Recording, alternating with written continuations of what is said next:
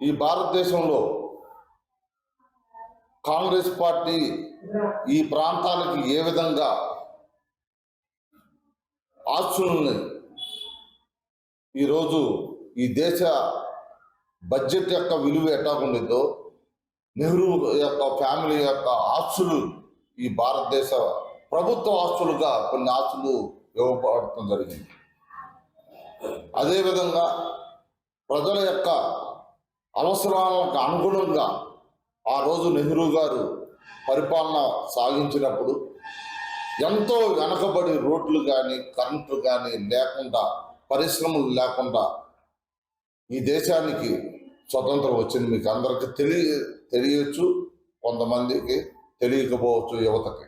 కానీ ఆ రోజు కాంగ్రెస్ ప్రభుత్వంతో మొదలైన అభివృద్ధి ఈరోజు ఎన్నో బృహత్తరమైన బ్యాంకుల జాతీయకరణ కానీ, శ్రీహరికోటలో ఈరోజు రాకెట్లు ఆ విధంగా ఆకాశ మార్గాన భారతదేశ జెండాన్ని ఎగరవేసే విధంగా ప్రయాణించబడుతుందంటే, అదేవిధంగా నాగార్జున సాగర్ అని కానీ ఎన్నో జాతికి మానవాళికి అభివృద్ధి పదంలో దూసుకెళ్లే విధంగా ఆ రోజు నెహ్రూ గారి నాయకత్వం నుండి, ఇందిరాగాంధీ గారి నాయకత్వం నుండి, మరియు రాజీవ్ గాంధీ గారి నాయకత్వంలో, మన్మోహన్ సింగ్ గారి నాయకత్వంలో, పివి నరసింహరావు గారి నాయకత్వంలో కాంగ్రెస్ ఎంతో విధంగా ప్రజలకు మన్ననలు పొందుతూ ప్రజారంజకంగా పరిపాలన చేసింది.